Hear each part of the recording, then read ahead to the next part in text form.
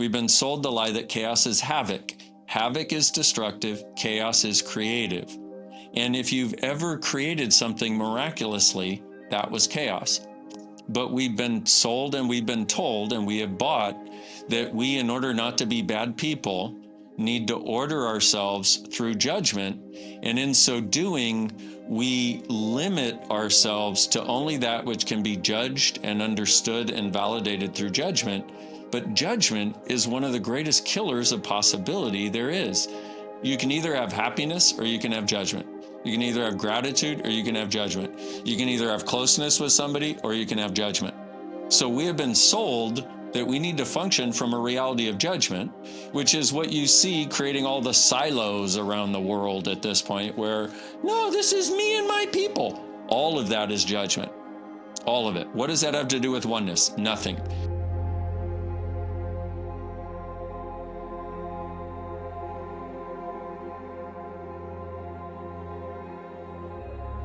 Dr. Dain Heer, thank you and welcome back to Feelings with Strangers. And we're just already getting into it off air and we thought we better hit record very quickly. But I'd first like to ask you how, it's been, I think, almost a year since I last spoke with you, and there's a lot happened in the world since then.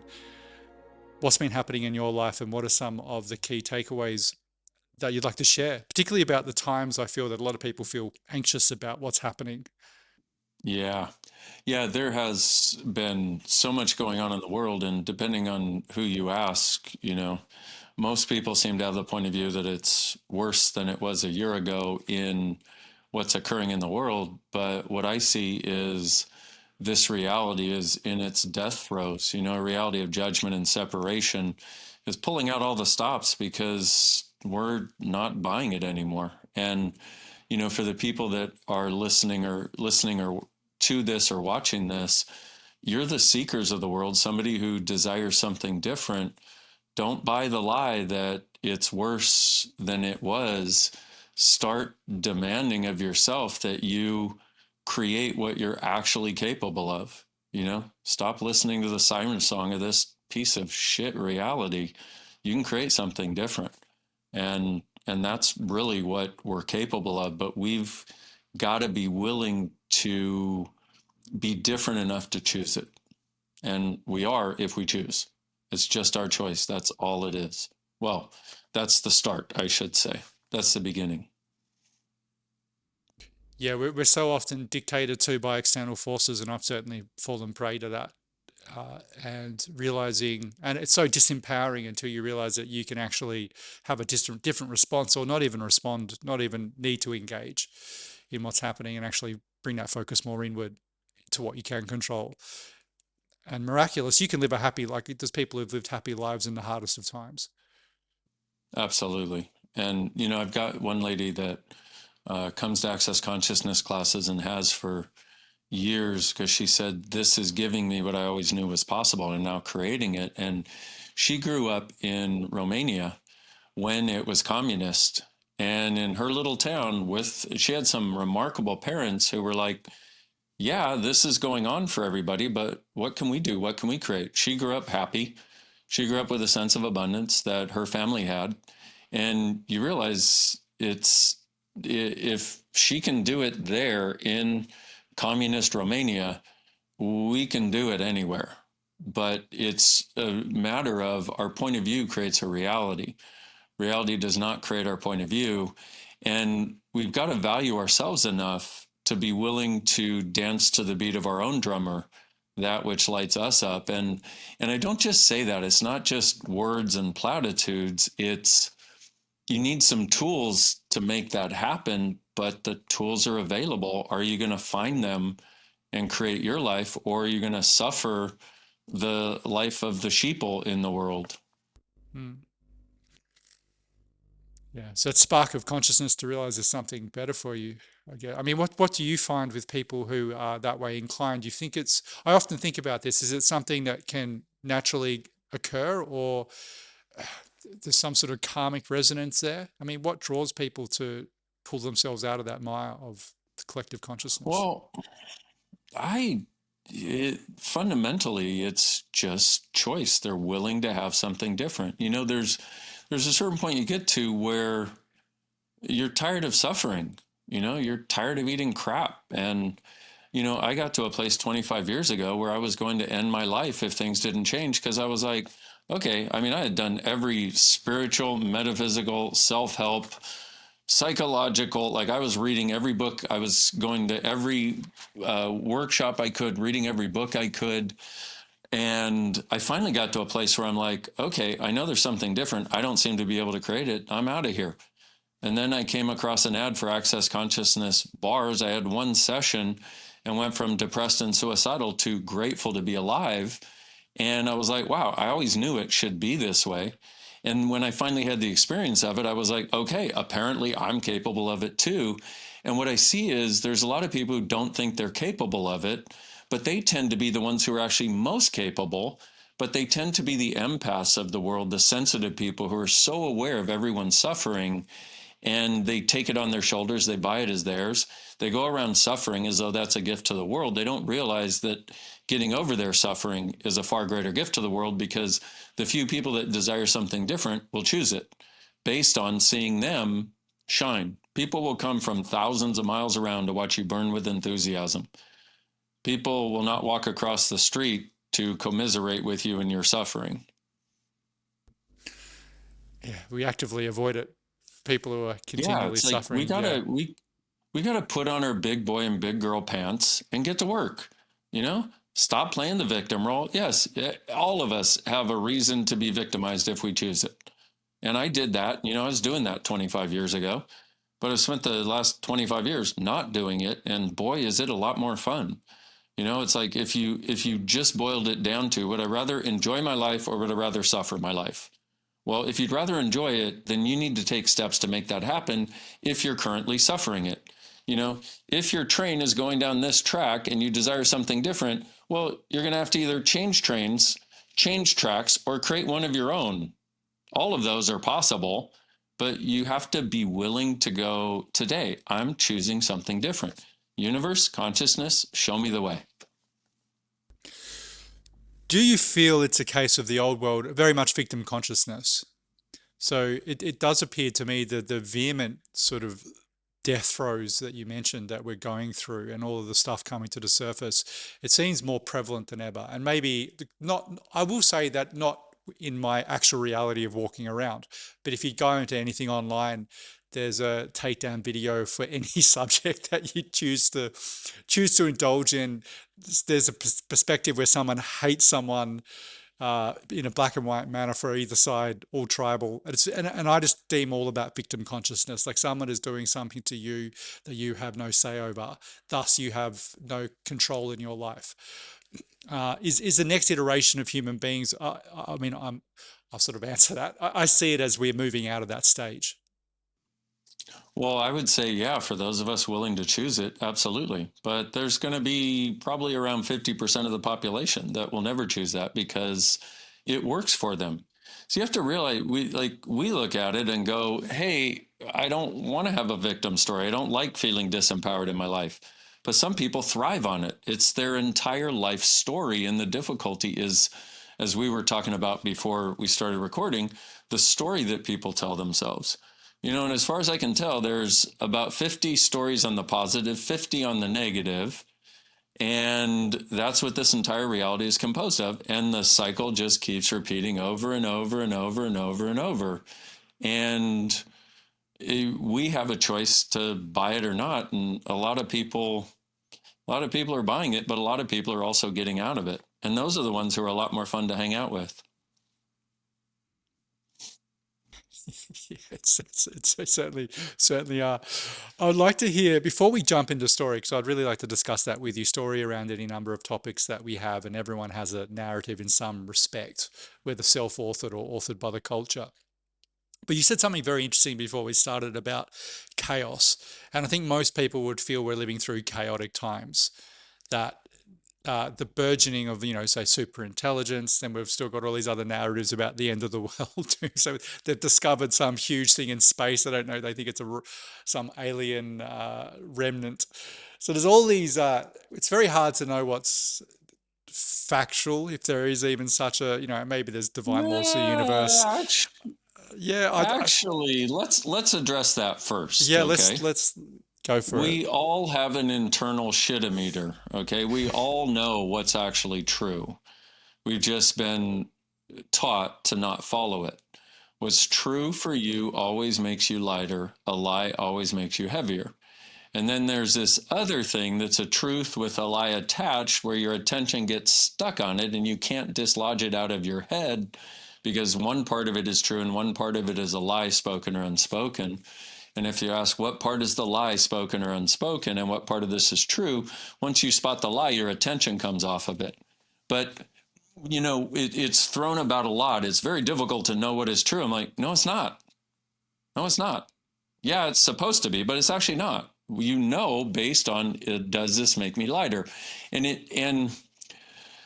I throw it out there as though it is a matter of fact. Well, at this point for me, it is a matter of fact. That's probably why I say it that way. But it took me years to stop lying to myself because we will not acknowledge what is true about a situation, a thing, a someone, because we don't want it to be true. Hey, my wife is cheating on me. Well, like I was having a conversation with a guy who he was like, help me, please. I need to get to awareness on something. I went, okay. And I went, what is it? He's like, well, I think my girlfriend is cheating on me. I was like, okay, so is she or is she not? Which is lighter? And he went, not, is, oh, she is. I went, okay, cool. And he went, oh, okay, cool. And I went, now, rather than, and the interesting part was it wasn't something he wanted to hear. So he was trying to avoid the awareness that he already had. Yeah. So what I did with him is we acknowledged that and I went, okay, cool. Now let's look at where you both created a place for that to occur. Because if she's doing that, your relationship is already not working. Is this somebody valuable enough to you to repair it? What did you contribute to creating this? Where have you done it with other people? And what were the situations of that? Like, let's look at what's really going on here. Now that we don't have to avoid the elephant in the room anymore, let's look at the elephant and see if there's anything that could be done with it. And it was really cool because he realized he had checked out of the relationship like 2 years before. They've been together several years. And he's like, and I said, if she did that with you, would you cheat on her? He's like, probably. I haven't been there for her. I haven't been here for the relationship. And it was really cool because he could talk to her about it. And they ended up creating something really beautiful afterwards. But that was only from the acknowledgement of not avoiding the point of view or the outcome, instead exploring it from the place of what's true makes me lighter. And if I'm willing to acknowledge what is, I can deal with it. If I keep burying my head in the sand, I can't deal with it. The only thing you can't change is the thing you have to keep hidden and the thing you have to avoid and the thing you have to keep secret, because today's secret becomes tomorrow's lie. And once the lies get involved, it becomes very difficult to change things. What would be, so just on that, and I really love the simplicity of that and the truth of that, but say if someone's struggling to feel the difference in the lightness and heaviness. So we all have this Yeah. internal meter to read what is true or not true, but a lot of people I know can't tap into that awareness because it's obfuscated through, I don't know, any number of blocks. Is there any way for people, I mean, aside from being in silence or slowing down their breath, that they can tap into that more readily, that inner knowing? What it basically requires is practice, and and or having a situation come up where you think you don't want to hear it, but you hear it and it makes you lighter, and you're like, oh, okay, cool. So, for example, one of the examples I'll use in class is, because it's a big thing, not having a sense of light or heavy, and it's a big thing to start getting that awareness because you navigate your life totally differently. And when there's something that's not true in the world or something not true you're telling yourself, you start to be able to hone in on it and recognize that's where the discord is coming from. So one of the things I'll say in class is I'll say, okay, so for everybody listening, I'm going to say this, and I apologize for the first thing I'm going to say, but I'm going to ask, does this make you lighter or heavier? Okay. So you're a bad, terrible, vicious, mean, awful person who isn't nearly as great as you think you are. Lighter or heavier? You're Lighter or asking heavy, me? Paul? Yeah. Well, that depends who's saying it. Heavier. Yeah, it's heavy. It's because Yeah. it's a lie. Yeah. Judgment is always a lie, but that is an intense form of judgment that we have directed at us a lot, but it's a lie. Judgment is always a lie. So now I'm going to say something else. Tell me whether it makes you lighter or heavier. You are far greater than you have ever given yourself credit for. You are a gift to this world, and you are a gift to its future if you acknowledge it. Light or heavy? Yeah. Light. It light to the point of where I can actually feel some part of my outer body moving upwards when you're saying those things, like connecting That. to something higher. Yeah. It's Yeah, palpable. and that right there, that clue, that's a clue as to when something is true. And that's really what it's about. It's like that memory game, where you put all the cards face down and then you have to remember where the other one was so that you can win. It's like that. It's like, oh, here's a clue as to when something is true. It has this sense in my body. This is the way I feel it, or this is the way, or maybe I'll take a deep breath, or feel like I get centered, I get more present, whatever it is. And so, and it's not in the statements that I made, it's not lighter because you want to hear that. It's lighter because that's what's actually true. And if we can start using this litmus test, we navigate our lives from a much simpler, and you might call it a more centered place in which there's less distraction that we're pulled to try to figure out and try to bring harmony to, because in lies there is no harmony.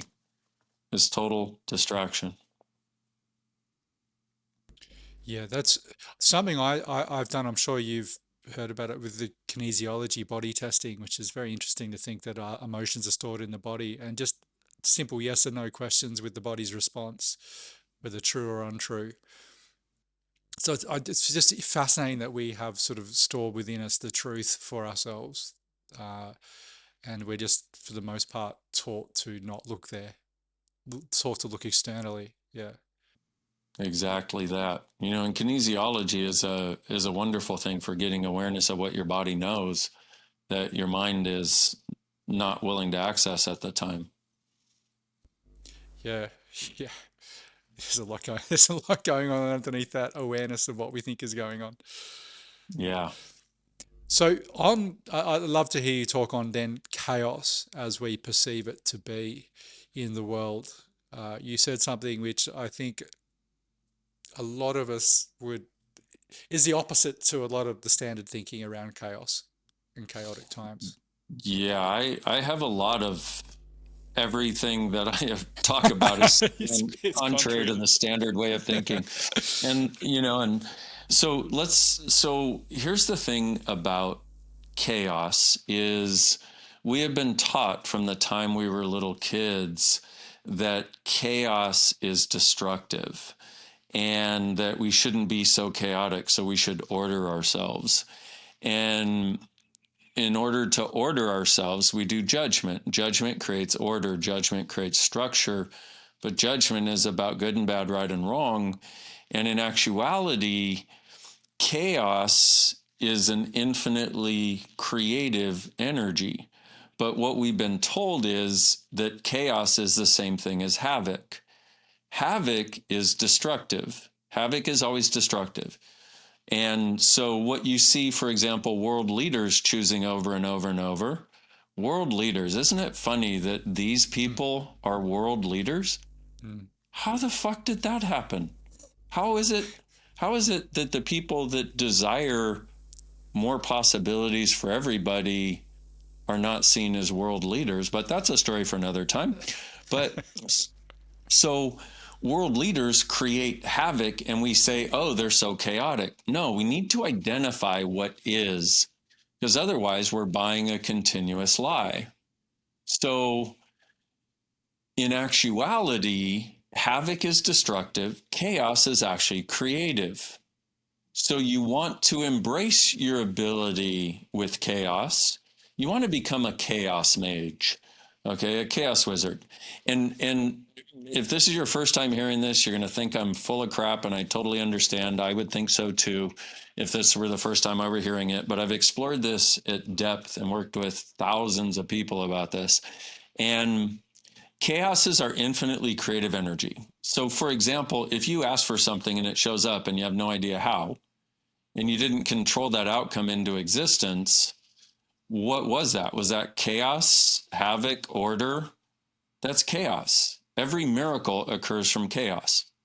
Chaos cannot be explained by science unless you add consciousness to quantum mechanics, and then it starts to begin to sort of come close, but still doesn't quite match it. But we've got to get over the idea that chaos is havoc, that chaos is destructive. And most of us, when we were little kids, they were like, "You're so chaotic. Can't you just sit down for 5 minutes?" And on the one hand, that was an acknowledgement. But on the other hand, it was an invalidation, as though us being not controlling ourselves was somehow destructive to others. But in actuality, the one time when you can create beyond this reality is when you're functioning from the chaos that you are, because you're not able to be controlled by an ordered reality. So the antidote, what people do is they try to antidote chaos with order. And for years, I thought and part of the reason I'm having this conversation is because I thought my job here in doing the work that I do, facilitating people, access consciousness, and I thought my job in bringing more consciousness, which is more awareness, was to bring order to a chaotic world. About 10 years ago, I realized, oh my God, it's actually the opposite. Everything is the opposite of what it appears to be. In actuality, I'm here to bring chaos to an ordered world. Now, even when I say that, people will go, "You're here bringing destruction?" No, I'm here bringing miracles. The miracle called you, when you're truly being you, when you don't function from judgment. We've been sold the lie that chaos is destructive so that we will use judgment to try to stop that destructive energy. We've been sold the lie that chaos is havoc. Havoc is destructive, chaos is creative. And if you've ever created something miraculously, that was chaos. But we've been sold and we've been told and we have bought that we, in order not to be bad people, need to order ourselves through judgment. And in so doing, we limit ourselves to only that which can be judged and understood and validated through judgment. But judgment is one of the greatest killers of possibility there is. You can either have happiness or you can have judgment. You can either have gratitude or you can have judgment. You can either have closeness with somebody or you can have judgment. So we have been sold that we need to function from a reality of judgment, which is what you see creating all the silos around the world at this point, where, no, this is me and my people. All of that is judgment. All of it. What does that have to do with oneness? Nothing. It has to do with separating from other people because they're bad and they're wrong and we're good and we're right and they don't get how right we are. And they're over there in their silo because they've had a different life experience doing the same thing. Ooh, you people are bad and you are wrong and we are good and we are right. And it's this reliance on judgment that has created the effed up world we currently have. And once again, the seekers of the world, the people that desire something different, the people silly and wonderful enough to listen to this podcast or watch it, are the people that can create change. But the only way we do that is by starting with ourselves. By starting with, look, in my life, I'm not going to try to proselytize and push this on anybody else. In my life, though, I'm getting over judgment, period, of me and everyone and everything else. I'm just trying to wrap my head around all the different variables that I think of when I think of chaos and how that may manifest in my life, for example. Can I simplify it to the point of saying that we all have a story about who we think we are? So me, Paul, I do this every morning. this is my routine, this is how I behave when I go into social situations. I'm not saying that I'm thinking that when I'm in a social situation, but it's a patterned response to how I am. Could you say that then chaos is me releasing that and being a bit more, I don't know what I am, but I'm interested in finding out. And to me, for example, I'm very ordered. I would think, fuck, that's chaotic. I'm about to enter. I'm not in control of all these variables that I like to think that I need to be in control of to sustain the identity, which could be a Right. prison. Is that somewhat accurate to what you're talking I to? would say it's highly accurate. And the Yeah, funny part is, we think we're in control of anything. yeah, Really? yeah. Mother Nature would beg to differ. You should see This my dog. I exactly. can't even There control my you go. dog, and I feed her. She Uh-huh. should really listen to me occasionally. Yeah, totally. Except, no, No, how animals are about no? wonderful that way. They're like, guess what? You're not in control of anything. You're Yes. welcome. Yeah. Have a nice day, rough. But exactly as you said, the idea, the act, the choice to ask a question introduces chaos. A question, like, I mean, and it could be anything, like you said, okay, what if this isn't true for me? What else is possible I've never considered? How much fun can I have that I never imagined? What if I didn't have to control all of this? And now, speaking of chaos and out of control, my shades are going down in their automatic setting. Perfect. Look at that. So good. As on cue, the There we go. universe delivers. Well, Okay, good. you're now really popping out of the background, so that's great. Yeah, hi. Yeah. So that idea, and this is the thing, is we have been sold the lie that our ordered structure of us Hmm. is going to protect us. Yeah. Okay. Yeah. No, it doesn't. It doesn't do anything but limit us, but it gives us a false sense that we are now protected from the world by all of everything I know is right and wrong. And people who do spirituality take that to a whole other level, or people who are really invested in politics take that to a whole other level of, I am protecting myself through my judgment of you. I am protecting myself through me knowing that I am so right and knowing that you are so wrong. And it's got a level of insanity that we don't require. It's not creating more for any of us. Well, that was eventful. So we swap platforms. I'm not going to say from what to what, but From one to another. from one to another. So you are a lot clearer, and I'm a lot clearer. So that's better. Just to leave off from where we were, you were mentioning, to recap, the idea of this identity, and that being a form of control, and we can't control anything. Yeah. Yeah. And we've been taught that if we can order things appropriately into having only the right, good, perfect, and correct things show up, then we can avoid the bad, terrible, vicious, mean, awful things of life. But that does not work. The only source of freedom is allowance. And allowance is where everything is just an interesting point of view. And so, like, we have a tool in Access Consciousness, so can I do it? Just go through a really quick exercise here. Oh yeah, yeah. Please do. Please Okay, do it. so take some upset. We're going to use you as the example, but everybody listening, I'm sure there's something still in your world about something. So take Okay, some good. upset, and get the Yeah. energy of whatever that thing is. And it doesn't matter what it is, that twist in your guts or that thing that keeps running in your head or whatever it is. Just connect with it for a moment and stop avoiding it. Okay. Because that's the other thing judgment leads to, is trying to avoid things instead of be present with them. And our presence changes it. So just be with it for a moment, get it, and just go, interesting point of view. I have this point of view. Oh, cool. Even one time starts changing it. And you notice it shifts. And then to whatever's still there, interesting point of view. I have this point of view. And to what it usually shifts. And then to whatever's there, interesting point of view. I have this point of view. Interesting point of view. I have this point of view. Interesting point of view. I have this point of view. So, Paul, that's part 1 of 3. What did you notice? How is it? Better, worse, or the same? When you mentioned to think of this incident that was upsetting me still, I felt tension move into my hands. Like I instantly was gripping the chair, Yeah. it's quite a big one. So it's a family orientated one. So as you can imagine, there are usually some good things to work through. And then Family, our primary source of judgment. Yay. yeah, aren't they meant to teach us judgment? Our family, yeah, they do a damn good job. Well, they do. Whether they're meant to or not might be a different story, Yeah, but they certainly that's do. in the families we grew up in, that's their anyway. But Yeah. so you were saying, sorry.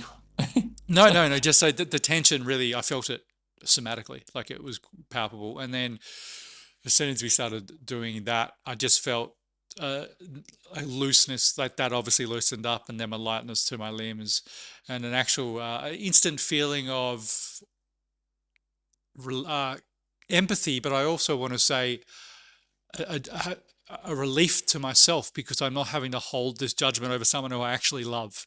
So I love this Yeah. person, but I have all this judgment because I perceive they should be doing something this way, and they think they should be another way.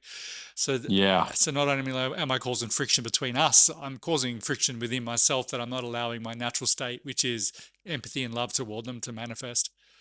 That. Yeah. And that's I'm so glad you stated that because that's exactly what living from a world of judgment creates. We believe it's our job to control the choices of those we care about. And of those we care about, especially, pretty much we believe it's our job to control everyone's choices so they choose only the right things. I'm sorry, when did we become God? When did that get assigned to us? And so we judge, we're judging their choice, and then we end up judging us for not being able to change their choice while simultaneously judging us for judging them for judging their choice. It's like, wow, and It's a lot. so this is a simple tool that we can use. And when it involves someone else, you can add two other parts to it, which is if you look at them and see what they're choosing, you go, interesting point of view. They have this point of view. Interesting point of view. They have this point of view. And usually it does the same thing. You notice it shift in sort of the space between you or with you or you about them. Interesting point of view. They have this point of view. And then the third part, which is really the secret sauce when another person is involved, interesting point of view. I have this point of view that they have this point of view. Interesting point of view. I have this point of view that they have this point of view. Oh, interesting point of view. I have this point of view that they have this point of view. And now what? What is the space now? Well, it's amazing when I've done this with other people before, when I've completely cleared that judgment, like not just intellectually, but completely from my being and my biofield, however you want to language that. I've not actually had to go and apologize or make amends or us have some mea culpa between one another by simply removing that judgment.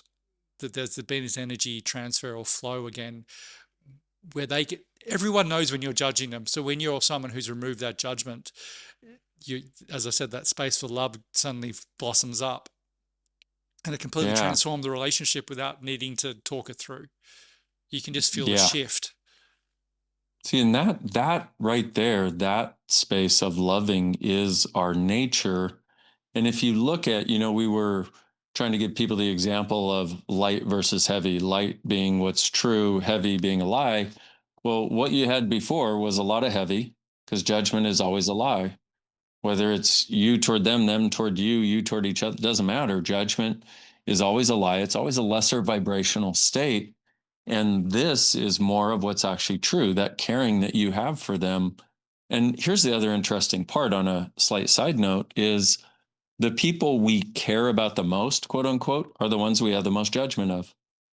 If you're walking down the street and you see some guy yelling like a crazy person at the wind, you're like, oh, look at that person. But if your wife does it, you have lots of points of view. You know, if your girlfriend does it, it's like we have learned that the proof of caring is the immensity of our judgment and the immensity of point of view that we have about what those we care about choose. It's insane.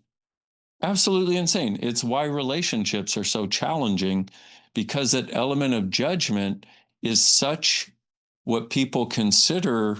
a necessary element, but it is what creates separation and walls over time because those judgments build up because nobody's looking at it and nobody's making the choice. Not nobody. Very few people are looking at it. Very few people even know it exists. Therefore, they're not allowing themselves the freedom to have the choice to change it because we've been taught that judgment is love and love is judgment. Which, as you said, is crazy when you think that we know best for somebody else's life when we barely know what's best Yeah, for right. our own, let alone for somebody Exactly. else entirely. I can't handle my life, but I know exactly what you Yeah, should yeah, I got choose. your life sorted Uh-huh. out. Yeah, my life. Yep. Don't You look know, in the and boot. the funny part about that is there's another element that we can use to get free of the judgments that we do of others, which is undoing where I was that and did that. Because you wouldn't judge what somebody else is choosing if you hadn't chosen it in some lifetime. If you hadn't, and so we have the strongest charge, the strongest judgment on things somebody chooses that we have chosen in the past. And so, the snake bites its tail and just locks on, and that's it. Another thing that comes up for me when I'm doing this work, of the particularly of the non-dual, non-judgment, getting to a state that I'm happier within. There's a part of me, and this sort of speaks to the ego's will to go on to identify that you are no, stay there, you're this. I start to feel fear of, oh no, what happens if I walk around the world in this state? Like, who would I be then? It's Wait, bizarre. which state? The state of judgment. So I've experienced, Uh, like extended periods of time where I've gone into a much happier, more harmonious, non and when I say non-judgment, like, okay, so I feel that the judgment part is a very superficial layer. Like, I understand it in some way intellectually and in the body. I'm doing this just because I feel bad about myself or I feel insecure, so I need to judge other people to build this fake wall that I exist and I'm important. But on the deeper current, there's no judgment because there's also like understanding that we're all human beings and ridiculous and who knows what this is. It's kind of funny. There's a game, but then that top layer of the ego of holding on to all this stuff, like I need to look at me. I'm dressed this way. This person's dressed that way. I'm clearly better. I understand this about clothing or whatever that stupid thing is. To actually, there's a part of me that wants to hang on to that because that's my identity. And even though it yeah. knows it potentially is not serving me in any way or serving humanity, and I sort of look out more broadly, not to speak for anyone else, but it does feel that that's what we're just playing these identity games because we don't know what the other side is going to hold for us. Like, is that what will I be if I'm no longer judging things? Yeah. What will I be if I'm no longer whatever I've created myself as up until this point? And it's interesting because we would rather hold on to the limitation and the struggle that we know rather than embrace the possibility we don't. And but it also, if you look at the fundamental idea that we're sold, it's that judgment will allow you to control everything. And yet, once again, our animals show us that doesn't happen. But so one of the elements of this, if we can, well, okay, so you mentioned being afraid of, and I hear people use that a lot. It's very common that, and I used to be paralyzed by fear 25 years ago and all before that. And so, would you like me to prove to you that you don't truly have fear? Yeah, please do. Okay, Please so do. what happens in an emergency situation, a true emergency? Do you fall apart or do you get calm, cool, and collected and handle the situation and then fall apart later to prove that you were afraid? Yeah, so I'm generally calm and collected during emergencies. Yeah. If you don't fall apart in an emergency, you don't truly have fear. And so this is another one of the lies that we just accept because everybody has it. No. And I'm not, and people will say, but you need it. There's fight or flight. Let's see. Do I need fear or do I need awareness? Awareness allows you to know when the lion is coming when it's 10 miles away because you can sense a lion and you're like, there's something off. Maybe we shouldn't picnic here. Okay. But we've been buying the lie. And people love to talk about how afraid they are. And here's the other difficulty is people create a sense of community based on their shared fears as though and they would rather have that sense of community with others who are fearful or suffering than they would to have the freedom from it because they believe they're going to be alone. And personally, I'd rather be alone and happy than with other people and suffering. But I may be a weirdo. Who knows? I am a weirdo. The original meaning of weird was of spirit, fate, or destiny. So when people say you're weird, tell them thank you so much. But a lot of people have not gotten to that place in their world. And here's the difficulty: is along with judgment, uh, other flavors of judgment are projection and expectation.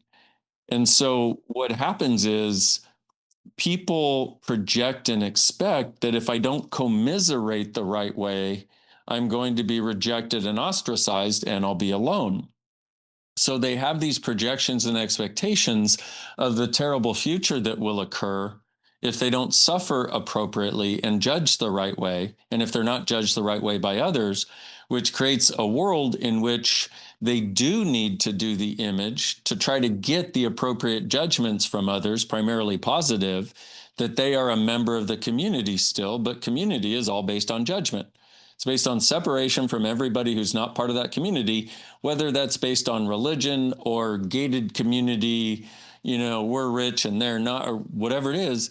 Community is a sense, a concept that we are right for our collective judgments, and people will project and expect to be ostracized from the community if they don't function from the appropriate judgment. So now what do you do? Well, if you get to a point and realize that every time you're judging you, you get less happy. Anytime you're judging somebody else, you get less happy. Then maybe you'd be willing to have the courage to give it a try, to give going beyond judgment a try. And this interesting point of view, I have this point of view as a great tool. And we have so many others in access consciousness. Like we have 8,000 tools and so we have tools for the trenches of life. I'm judging, I want to kill this person, help. Okay, cool, we have a tool for that, no problem. But it's like, but where it really starts is with the demand in our own world. I'm going to have something different. I'm no longer going to act like I don't have choices for something different. Now, universe, show me the way to get there. Dear consciousness, dear universe, please help. Dear God, dear spirit, whatever it is for you, there is something that we are all a part of that isn't based on community and judgment, that supersedes community and judgment. And if we tap into that, we get a lot more energy available. We got a lot more motivation. We got a lot more creative possibilities available. So, Dane, to finish, and might seem like a pivot, but I believe it's the same thing, but just language differently, and that is to do with story and how we're collectively living in Mm, 8 billion stories, you could say, and exacerbated by social media and the algorithms which are siloing us all into as we've covered, like that particular story which is generally based in judgment that I'm right and all those other people are wrong. And I don't even think, well, I can only speak for myself. Like you're not aware of the story until you begin questioning the story about what's possible for you and is this even true, and how much of your life is constrained by the things you're repeatedly affirming to yourself, even if they're causing you harm. So yes. I mean, I'd just love to hear firstly, like your views on, do we even need a narrative to begin with about all of the world and ourself? Uh, and what's ways of breaking it down? I know we mentioned before we started, I'm really interested to hear, particularly around, say, victim consciousness to do with health. Sorry, there's two. Yeah. I've thrown two questions at you, but firstly, yeah, how do you think of story and its necessity in our life? Well, in the work that I do, it it's called access consciousness because it's about accessing our consciousness. And our definition of consciousness, I know we're marketing gurus over here. Um, what do you do? Oh, let's call it that. Okay, good idea. You know, Still catchy. it's I know, hey, it rolls off the tongue. Yeah. Um, and we have a definition of consciousness, which is where everything exists and nothing is judged. And so, in the space beyond judgment, you can look at any aspect of reality and let it inform you as to what's going on. And one of the things that we have found recently is that, like, if you ever go and take a screenwriting course or any writing course, they will tell you that there are basically 10 to 15 stories, and every other story is a rehash of those stories or a combination of them. And we found, as it relates to reality, there appear to be 50 different stories on the positive side and 50 on the negative side. And so you basically have this collective of 100 stories that everybody is supposed to just find their place within this combination of stories. And that's what most people are living. They're a bit player in somebody else's reality. They're a bit player in the story of reality. And they don't realize it, but they think their job is to just play their part. And that's part of what is breaking as the world goes through what it's going through currently, because the story that worked for your mother and father doesn't work for you. The story that worked for our grandparents doesn't work for us. And so we're having to either find another story to slot ourselves into, which is what a lot of people are looking for, and finding a great amount of frustration because they can't just be like an automaton living a story because it doesn't have enough fulfillment to it. Doesn't bring enough reward anymore as it used to, or it used to appear to, in a world in the world that used to be. So then, if we can recognize that a lot of people are trying to look for a new story instead, what if we could go beyond all the stories that have been and craft a new one? A story that involves you thriving massively, financially, with your body, with your relationships, with the creation, with actually being creative in your life rather than feeling like your creative energy is all gone. It's like in recognizing that we've been bouncing from one side of stories to another side of story to another side of story. And by the way, the other thing that occurs with this that the stories create is we think that doing not this thing that's not working, I'm going to do the opposite of that. That'll work. Except, no, it doesn't, because this is still your starting point. Now you're just trying to do not that. To a certain extent, it can work because we're willing to make different choices, but fundamentally it doesn't, because it's still steeped in the story of lack that we're trying to get out of. So in Access, we have this thing called a clearing statement. And within the clearing statement is undoing these 100 stories every time we run the clearing statement. And and the interesting part is, given the nature of a podcast interview, we have an hour together, however long we have. It's like it's I wish we could do more. If we had a day together, we could do some deep dive and create fundamental change in how people function. As it is right now, I can present information, try to create an invitation for people to explore more, let them know there's something else possible. But what our real capacity is as beings is not to just play a bit part in the stories of this reality and the stories of our family and the stories of our friends and the stories of our workmates and the story of the internet and the story of the wars and the story of the politics. It's like, dear God, so many stories, so little time, and so little space for us, because those stories are all structures that our choices either conform or don't conform. But if we're not conforming, then we try to do the opposite. And that's not enough choice for us at this point. Choice would be, if I had no past, Let me give you an example of how this could work, or at least a perspective shift or a something. I don't know what to call it. Let's try a little thing here. Okay, so if everyone in your life died today, who would you bring back tomorrow? And if you were just born today in this adult body and it were time to create your life, what would you choose? What would you create it as? And you'll think of certain things. I think it's really telling when I say if everybody in your life died today, because some people go, "Oh no, I couldn't have that," and some people are like, "Oh my God, I'm free," you know. And usually people have a combination of both, but it's very telling because the few people in your life that you would definitely bring back because you wanted to live with them in the future are the ones that don't judge you, the ones that have true caring for you. And they're usually the ones who have a different point of view. They're not living story as much as others. Because when you're around somebody who's living story, it's like they press play on tape number 27 and you're supposed to respond with tape number 32. And then they will talk about tape number 36 and you're supposed to respond with tape number 287.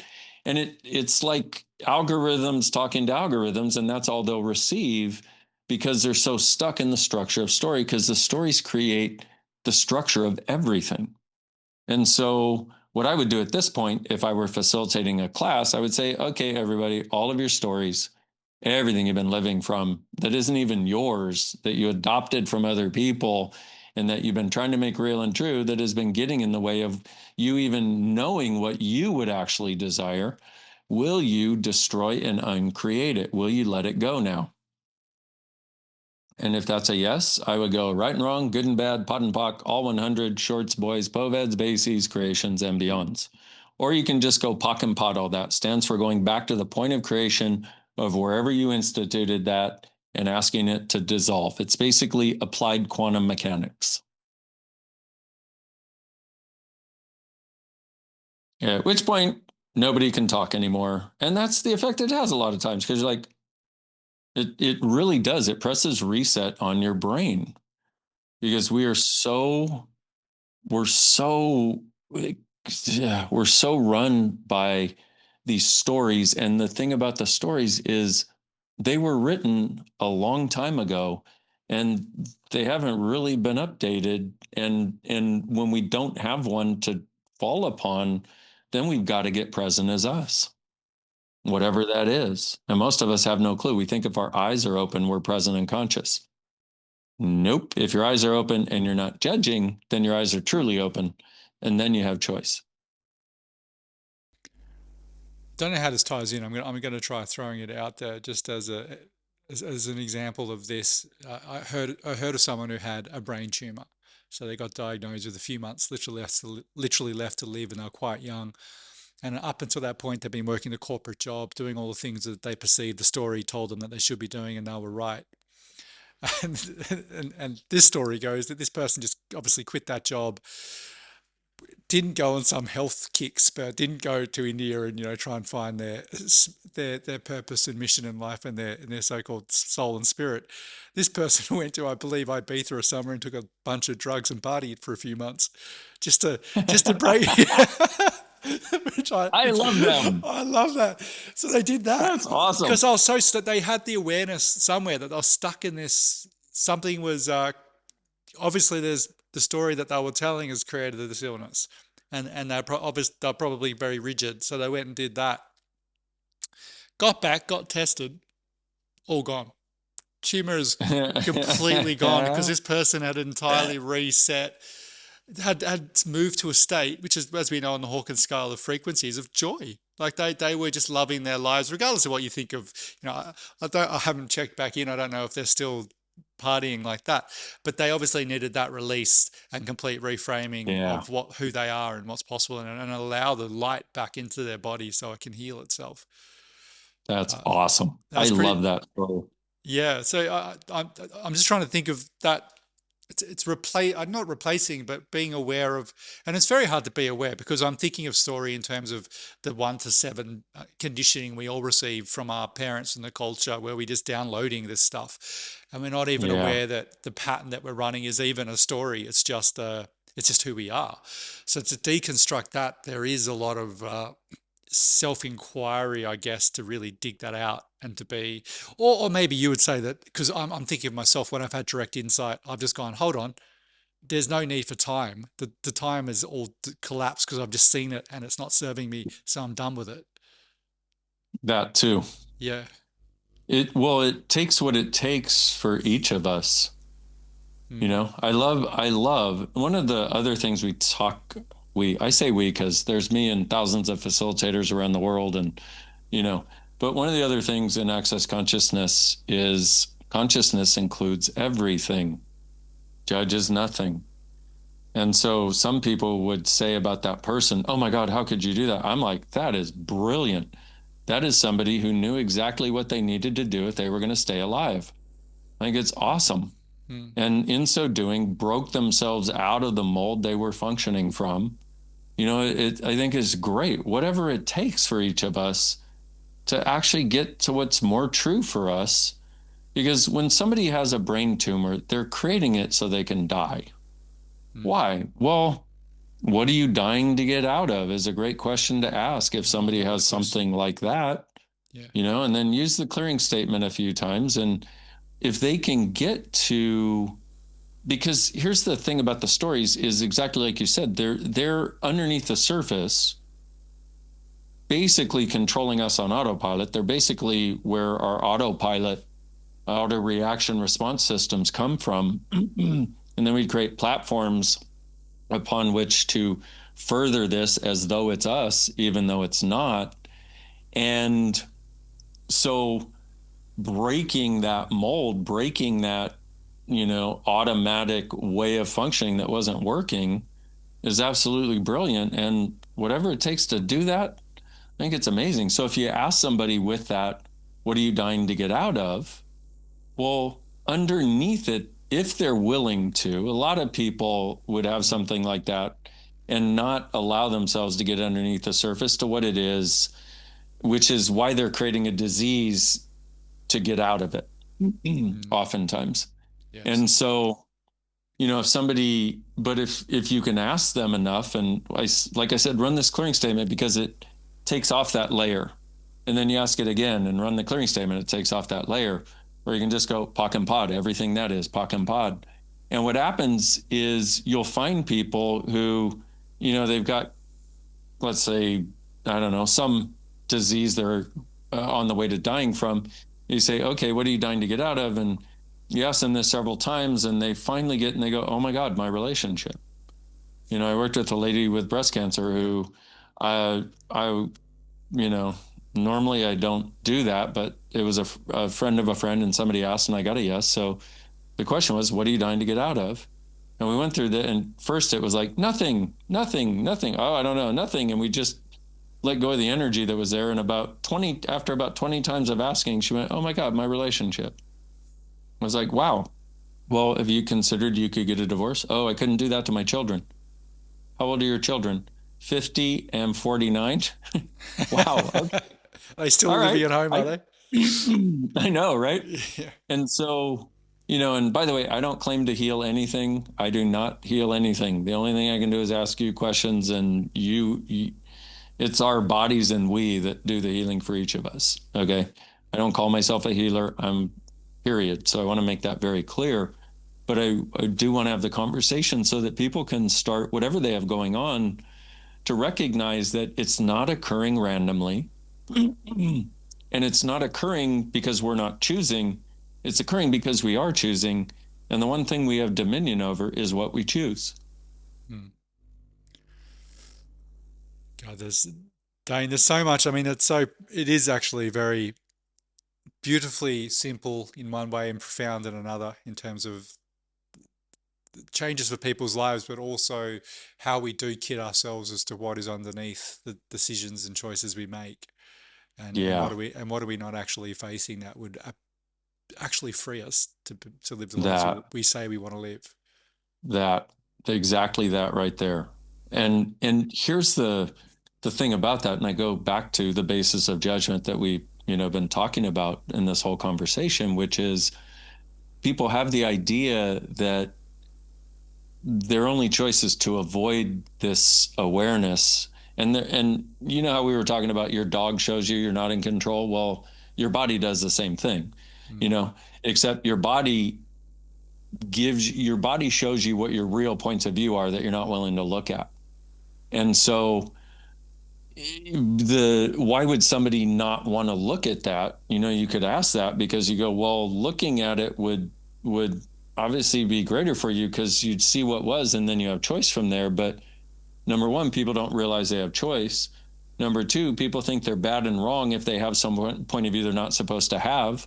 Like if you've been in a relationship for 25 years and you fell out of it 20 years ago, now's not a good time to tell somebody you think, but what if they fell out of it 20 years ago too, and you just have never been able to have the vulnerability of having a conversation to either choose to stay in caring or go in caring?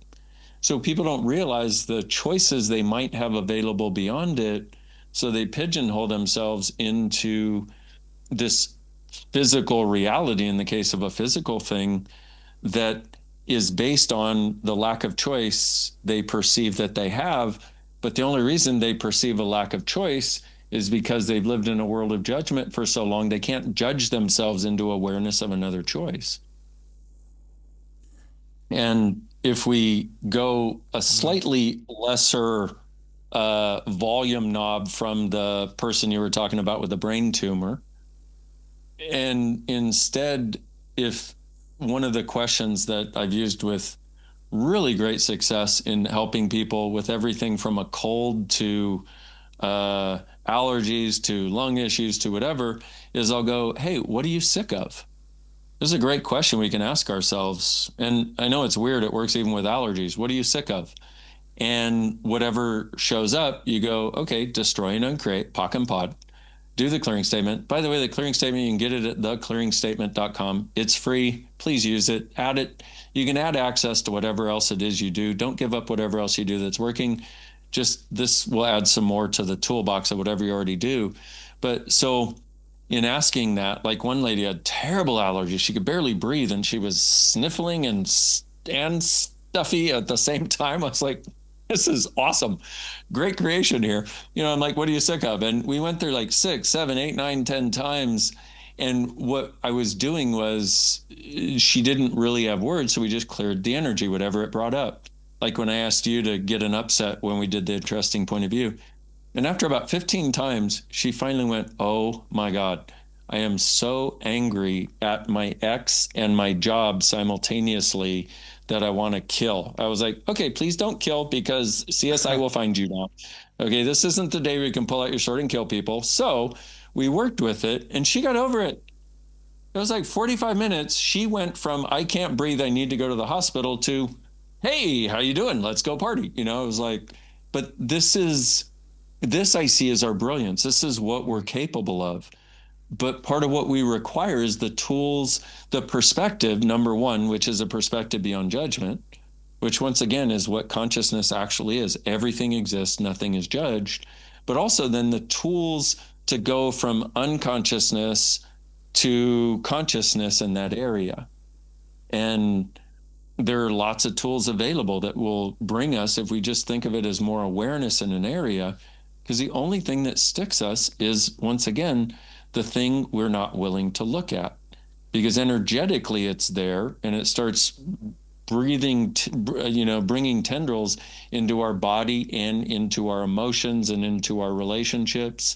Mm. And if we were willing to be vulnerable with us, we've been taught that vulnerability is weakness. Vulnerability is actually total power. Because in vulnerability, you're not going, hey, I'm an image. Look how pretty I am. Look how awesome I am. Look how you're not. Hey, I'm so much better than you, trying to prove something. Or you're not like, oh, I'm so messed up. I'm such a terrible Mm. person. Vulnerability is, hi, Mm. no walls, no barriers. I'm here, warts and all. I don't have to try to prove I'm perfect. I don't have to think I'm wrong for everything I say. I can just be here with you and enjoy the space that we can share together. Mm, And that is a place of potency and change. mm. That's the place. That's the place of genuine love. I think it was discussed. Yeah, that natural.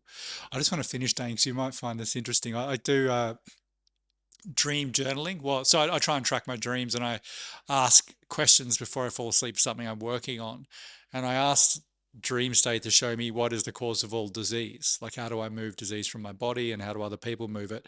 And I just had this simple visual representation of bugs and worms crawling into my ear, out of my brain and out of my ear, and in, not to criticize bugs and worms, they're essential, but but it was just like, it was such a clear picture for me of like the toxicity of your thoughts creating, creating that disease within the body. And I've experienced it to such a profound degree of when I've let things go.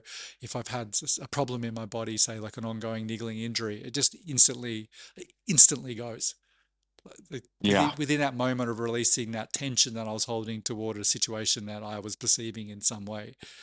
So it's profound. And if you think of that ongoing stress of just that constant judgment, of course we're going to have, not to rule out obviously mechanisms of food and everything else, but when you get to that place of love, you're not going to be doing all the negative things to begin with.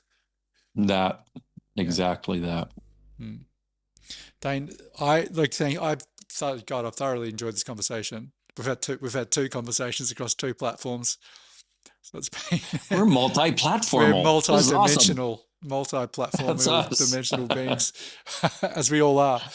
Um, Thank you for your time. Thank you for all your work, and it's been a joy catching up with you again. And I look forward, if we can do it again in the future, to find Totally agree. another Thank you, topic to Paul. pull apart. Thank you. And a pleasure as always. I'm grateful. I'll leave everything for everyone, obviously, to find you and access consciousness in the show notes and the clearing statement. Awesome. So you don't need to go use Google just yet, or whatever the hell you're using. Thank you, Dane. Thanks, Paul.